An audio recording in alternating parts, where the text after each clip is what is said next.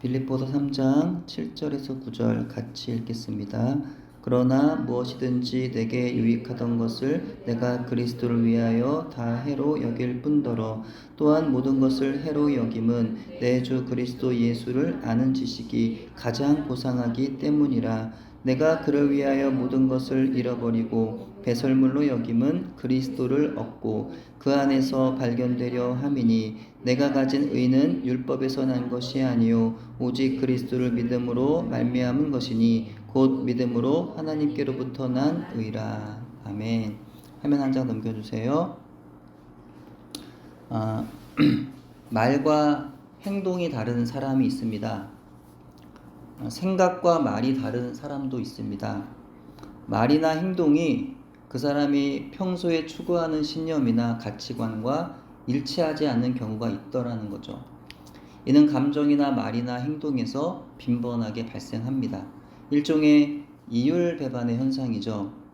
우리 세상에서 여러 가지 개념이나 가치 사이에서 서로 어울리지 않아 부딪히는 경험들을 하곤 합니다. 사람은 진실해야 한다라고 말하지만 어떨 때는 하얀 거짓말이라고 하는 모순적인 표현이 생길 정도로 때론 상대를 배려하려고 거짓말을 해야 할 때도 있죠. 개인의 자유가 보호되고 권장되어야 한다지만 타인에게 해를 입히는 경우라고 한다면 그 자유는 제한되어야 합니다. 회사는 이익을 창출하기 위한 목적으로 운영되지만 일시적인 손해를 보더라도 사원의 복지를 고려해야 합니다. 사랑하는 사람을 위해서 헌신해야 하지만 나 자신도 중요하다는 생각을 하지 않을 수 없습니다. 어떤 결과를 원하지만 그것을 얻기 위한 과정은 피하고 싶은 경우가 있는데 이는 사실 원하지만 행동하지 못하는 경우와 이와는 달리 사실 그 숨겨진 진짜 욕구는 원하지 않는 것일 때가 있습니다. 이를테면 사랑하는 사람을 위해 헌신해야 하지만 나 자신도 중요하다라는 생각을 하게 될 때에 사실은 헌신하고 싶지 않은 것이 그 사람의 진짜 속마음일 때도 있더라는 거죠. 저는 가끔 그리스도인들의 모습에서도 이런 모습을 보는 것 같습니다. 겉으로는 사랑을 말하지만 속으로는 사랑하고 싶지 않습니다. 예수님의 복음을 십자가 복음 믿는다고 말하지만 진짜 속마음으로는 그 십자가 복음보다는 세상의 성공을 더 좋아하고 추구합니다. 하늘을 소망해 하는 사람들이 세상에서 칭찬받고 유명해지는 것을 좋게 여깁니다. 그리스도의 고난에 동참하기보다는 그런 것을 싫어하고 그리스도의 영광만 얻으려 합니다. 부흥이라는 이름으로 세상에서 주류가 되려 하고 다수가 되려 하며 높아지려 합니다. 오늘날의 교회 가운데 하나님 인정하시는 교회가 얼마나 있을까? 우리 교회는 하나님이 과연 인정하실까? 생각해보면 두려운 마음이 앞섭니다. 과연 오늘날 한국교회 안에 정말 구원받은 교회는 얼마나 될까요? 구원에 이르는 길은 좁은 길이라고 하였는데 넓은 길로만 가려 하고 있는 교회가 과연 구원에 이를 수가 있을까요? 구원을 얻고 싶지만 세상을 사랑하는 이런 이율배반적인 한국교회가 그 중에 과연 반이라도 구원을 받을 수 있는 걸까요? 세상에서 커지고 높아지고 많아지는 것이 부흥이라고 한다면 교회가 부흥하지 않는 것이 하나님의 뜻일 겁니다. 저마다 교회의 부흥을 꿈꾸며 그리스도의 이름으로 모인 공동체들이 과거의 영광을 그리워하면서 다시 부흥을 기도하지만 하나님 원하시는 것이 과연 과거의 그 부흥일까요?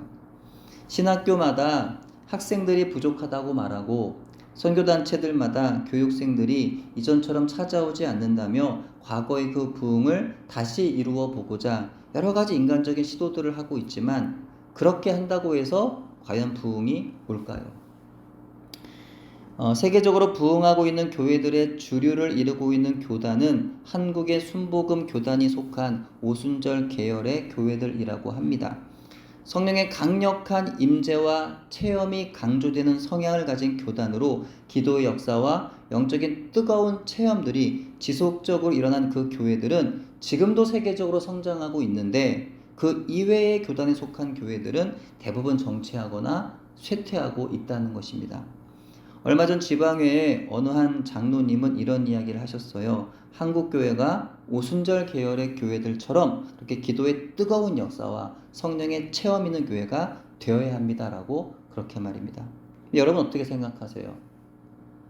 물론 성령님이 하시는 일이라고 한다면 교회 성령의 기름 부으심이 강력하게 임하고 성도들에게 영적인 체험이 주어진 일들은 매우 귀하고 복된 일입니다. 하지만 성령의 신비한 영적 체험들이 있어야지만 부흥일까요? 그래야만 교회인가요?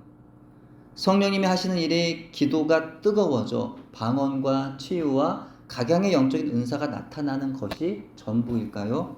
그렇지 않다는 거예요. 영적인 체험이나 은사는 성령께서 하신 일의 일부입니다. 지금은 과거와 같은 부흥, 성령 체험, 그런 겉으로 보여지는 일들에 집중할 시기는 아닙니다. 지금은 본질에 집중해야 하는 시기예요. 예수님의 십자가와 부활의 복음을 흐리는 기적이나 영적 은사에 집중하는 시대가 아니라 이제 예수님께서 우리에게 하신 가르침에 귀를 기울이고 예수님의 십자가를 따르는 삶은 어떤 건지, 예수님의 제자는 세상에서 어떻게 살아야 하는 건지, 하늘을 소망하는 사람은 세상에서 어떤 믿음으로 살아야 하는 것인지, 이런 질문들에 대해서 계속 집중하고 고민하면서 살아야 하는 시대가 바로 오늘이라는 거예요. 교회가 본질을 잃고 세상의 성공과 명예와 재미와 영적인 카타르시스를 추구하면 그 교회는 마지막 때 세상 사람들이 가는 곳으로 가게 될 겁니다. 하지만 교회가 본질을 붙잡고 세상을 멀리하여 예수 그리스도의 십자가 복음을 따라 낮은 데로 가고 순종과 희생과 섬김과 헌신과 고난의 길을 걸어간다면 그 교회는 세상에서 인정을 받지 못할지라도 하나님께서 인정하여 주실 것입니다.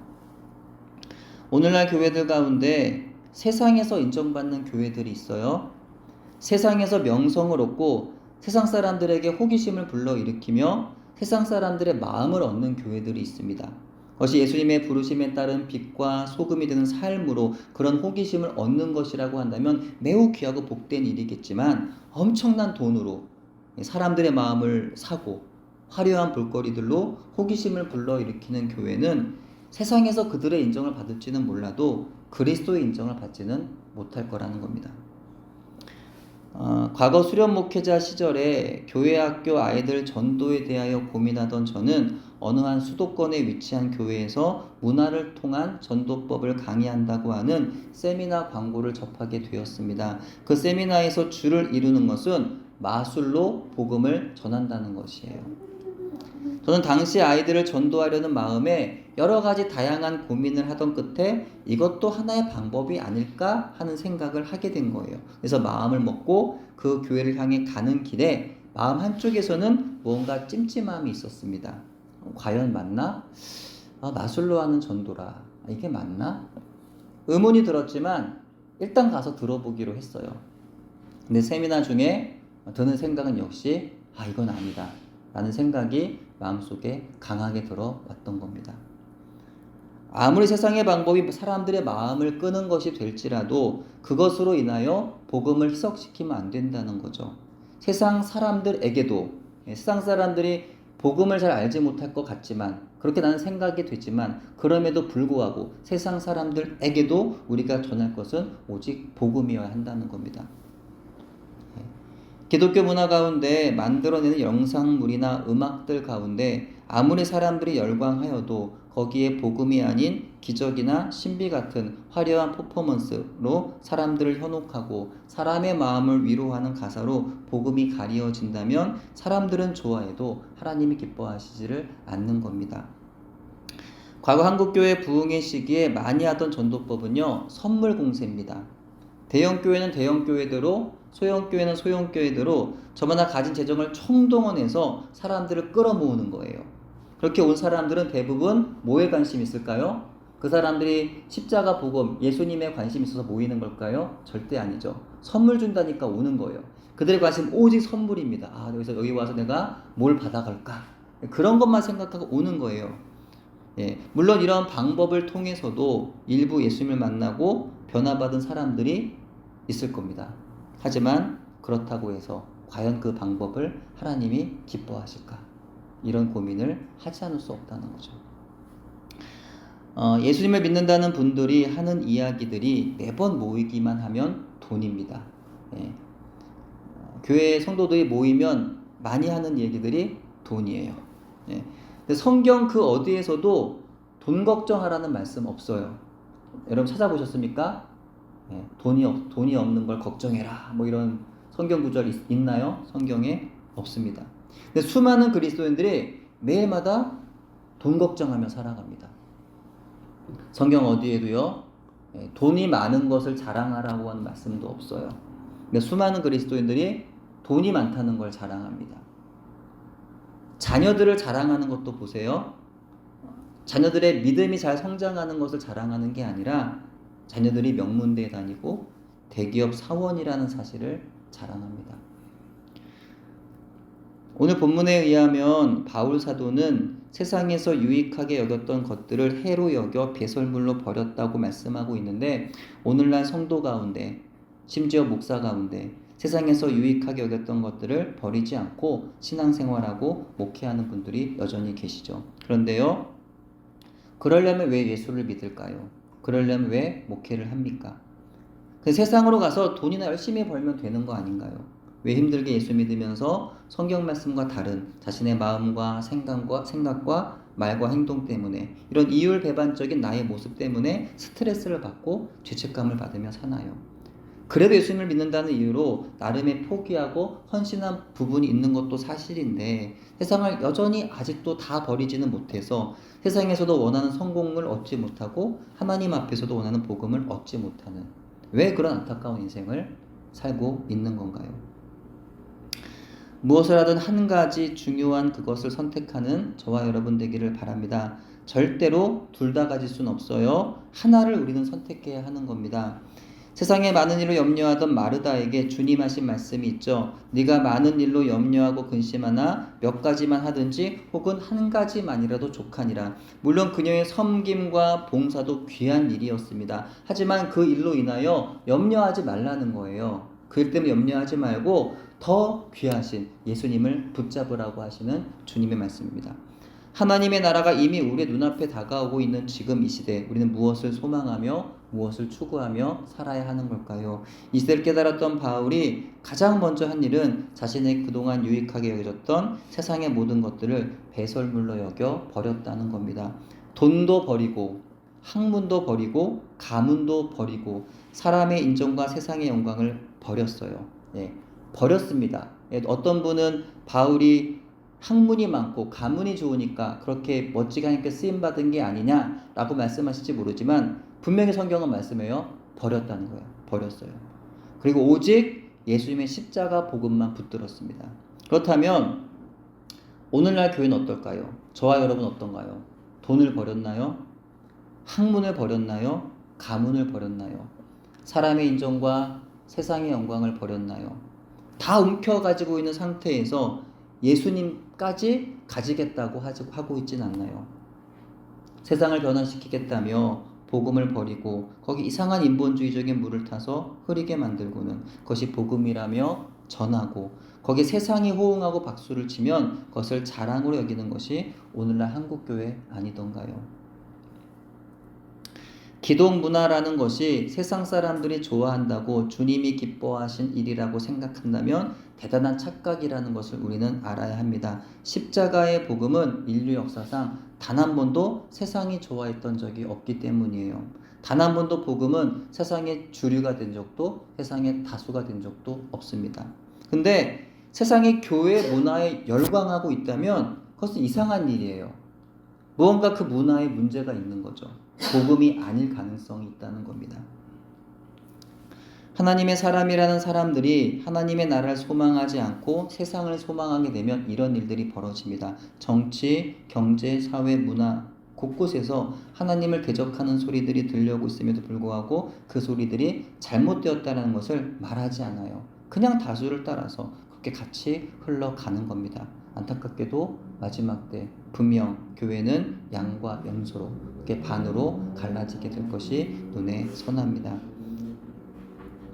마지막 때 주님이 다시 오실 그날의 가까움을 알지 못하는 사람은 예수님 한 분이면 충분합니다. 만족합니다. 제게 있던 모든 것들을 배설물로 다 버립니다. 라고 말할 수 없습니다. 예수님 안에서의 진짜 부활을 발견하지를 못했기 때문이죠. 때문에 돈을 사랑하지 말라는 성경 말씀이 분명한데도 불구하고 돈을 사랑합니다. 술 취하지 말라는 말씀이 성경에 기록되어 있는데도 감독의 자격 중에 술을 즐기지 말라는 말씀이 있음에도 불구하고 술에 취하고 술을 즐깁니다. 성경이 죄라고 말하고 있음에도 자꾸만 죄는 아니야 하면서 여러 가지 이유와 핑계와 증거를 막 대려고 합니다.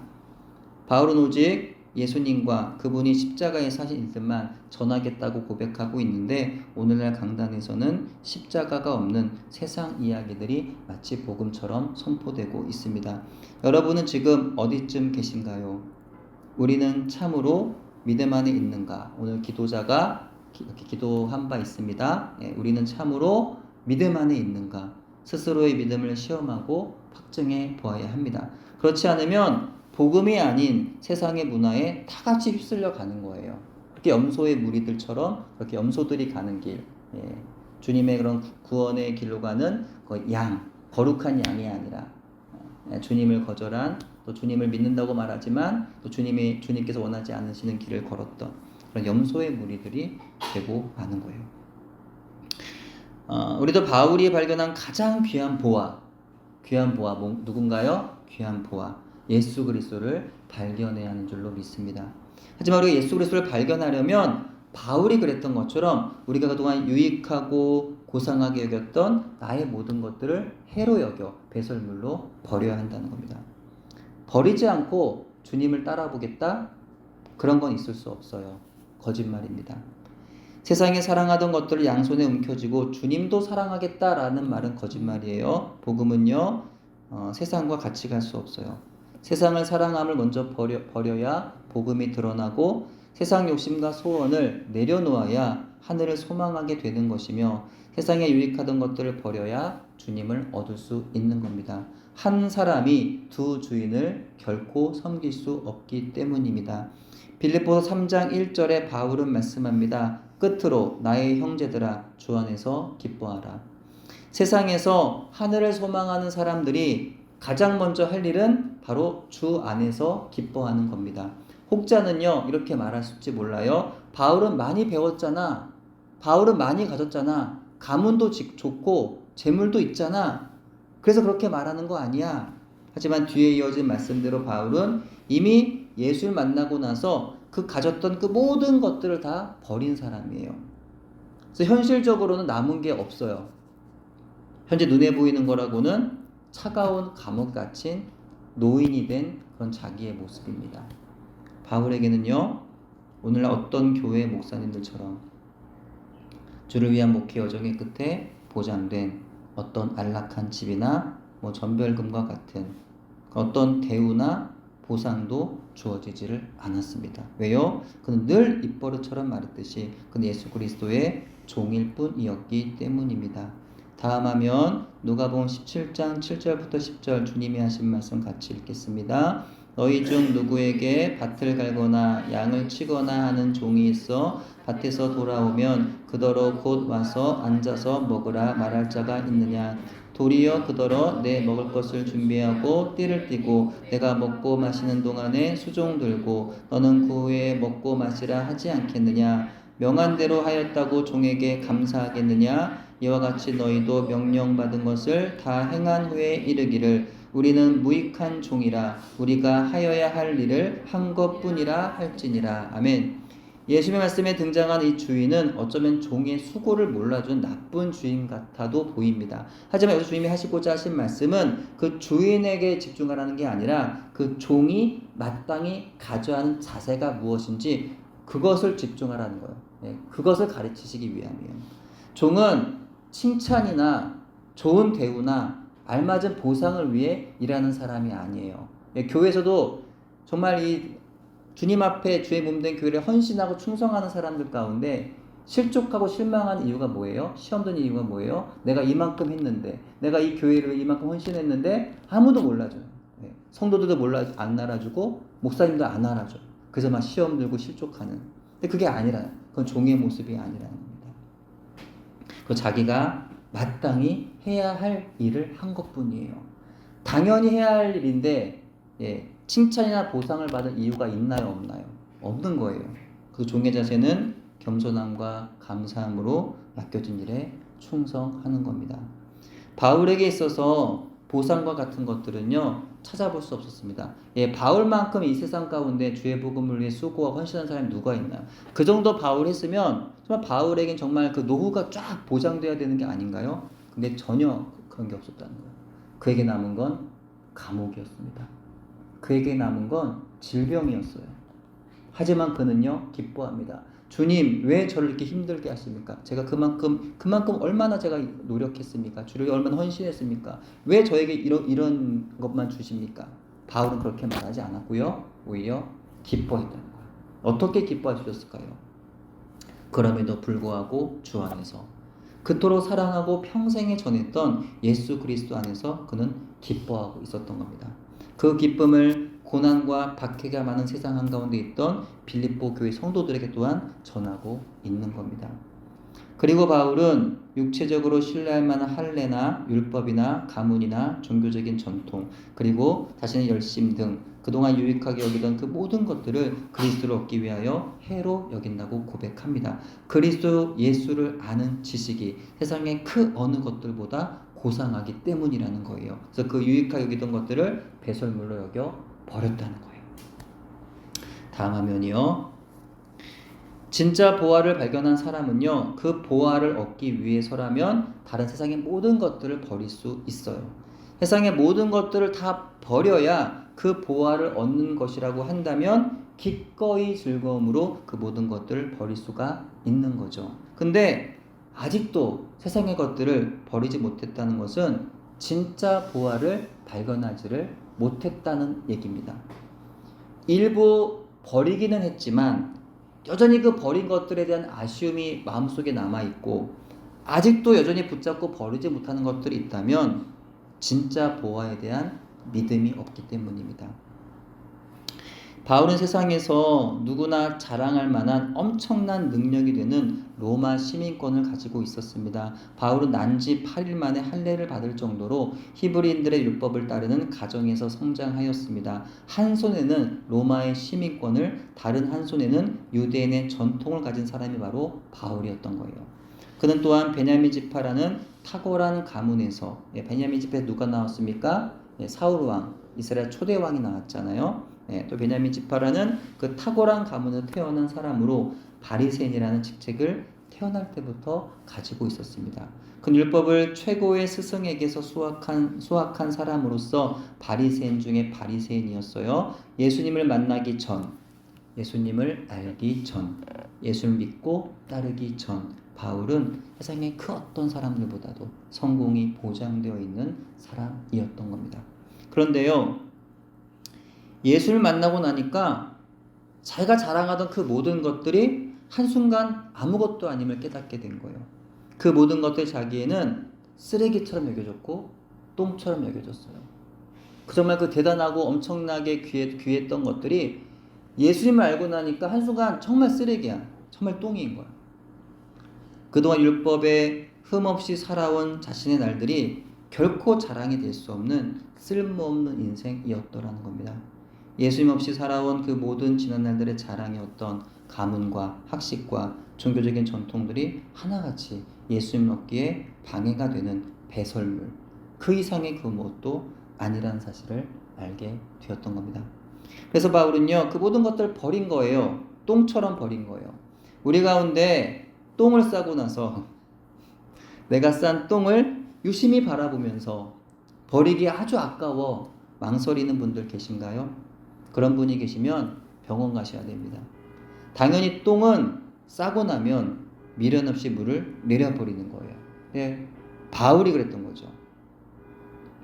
예수님이라고 하는 보화를 발견한 그에게 그 모든 것들은 똥, 뒤도 돌아보지 않고 버려야 할 배설물이었던 겁니다. 근데 혹시 저와 여러분 가운데 예수를 믿기로 결정하고 나서 아직도 버리지 못한 세상에 그 똥이 있진 않나요? 버리긴 버렸는데 자꾸 아깝다는 생각이 들어요. 괜히 버렸나? 조금 남겨서 좀 내 책상 밑에 좀 보관해 둬야 되지 않았나? 후회가 되고 계속 생각나는 분들이 계신가요? 그런 분들은 아직 우리의 보아 되시는 예수님 만나지를 못한 겁니다. 아직 내가 만난 예수님을 온전히 믿지를 못하는 겁니다. 저도 청년회 때 예수님을 만난 이후에 이전에 사랑하던 가요 테이프들과 영화 비디오들을 들고 나가서 친구들에게 다 나눠주었고, 그리고 남은 것들을 모조리 다 쓰레기통에 버린 적이 있습니다. 근데 그러고 나서 몇 달이 되어서 그 버린 것들 중에 그건 좀 남겨둘 걸 하는 생각을 했던 경험이 있어요. 아직 예수님을 내 인생의 보아로 온전히 믿지를 못했던 거죠. 그런가 하면 청년 시절 약 천여 명의 성도들이 예배하는 장로교 합동 측 교단에서 신앙생활 하던 저는 몇몇 목사님들이 자랑처럼 말씀하시던 우리는 장자교단입니다 라고 하는 말씀들을 들으면서 그런가 보다 그렇게 자꾸 듣다 보니까 그걸 나도 같이 동의하고 인정하는 거예요. 그렇구나, 우린 장자교단이구나, 훌륭하네, 나름 그것을 자랑으로 여겼던 것 같습니다. 수만 명 이상의 성도수를 자랑한 대형 교회는 아니더라도 꽤 큰 교회에 내가 소속되어 있다는 것이 어딘지 모르게 우쭐하는 마음이 들더라는 거예요. 근데 그 교회를 나와서 작은 교회들을 섬기며 전도사 사역을 하면서 그때 그 생각이 얼마나 잘못되었는지를 알게 되었습니다. 그 안에 있으면 잘 몰라요. 나와야 알게 됩니다. 내가 사랑하던 그것들을 버려야 알게 됩니다. 내가 자랑하던 그것들이 사실은 영적으로 아무짝에도 쓸모없는 똥이라는 사실을, 그것을 버려야 깨닫게 되는 거고, 버려야 진짜 예수님을 얻게 되는 겁니다. 여러분, 하나님께서 여러분에게 예수님을 얻기 위하여 돈을 다 버리라고 한다면 버릴 수 있으신가요? 하나님께서 여러분에게 예수님을 얻기 위해서 여러분의 건강을 달라고 하시면 건강 드릴 수 있으신가요? 여러분의 일터를 주를 위하여 내어놓아라 하면 여러분 일터를 내어놓을 수 있으신가요? 여러분의 자녀를 주님이 요구하시면 자녀를 주님께 드릴 수 있으신가요? 만약 우리가 주저하고 망설이며 주님께 드리지 못하는 게 있다면 그건 이상한 일 아닌가요? 다음 화면 끝으로 마태복음 6장 24절 같이 읽겠습니다. 시작. 한 사람이 두 주인을 섬기지 못할 것이니 혹 이를 미워하고 저를 사랑하거나 혹 이를 중히 여기고 저를 경히 여김이라. 너희가 하나님과 재물을 겸하여 섬기지 못하느니라. 아멘. 주님의 말씀입니다. 성경을, 주님의 말씀을 그대로 믿고 따르는 저와 여러분 되기를 바랍니다. 세상이 어떤 상태에 있는지, 세상이 지금 어디로 가고 있는지 성경적으로 바라보시기를 바라요. 또 그 세상 속에서 성도로 살아야 하는 나는 어디에 서 있어야 하는지, 어디를 향해 나는 걸어가야 하는지 똑바로 보고 걸어가시기를 바랍니다. 바라기는 세상을 향한 욕심과 소원을 버리고 하늘을 소망한 저와 여러분 되기를 바랍니다. 배설물과 같은 세상의 것들을 버리지 못해서 하늘의 보아이신 예수님을 놓치는 어리석음을 범하지 않는 저와 여러분 되기를 소원합니다.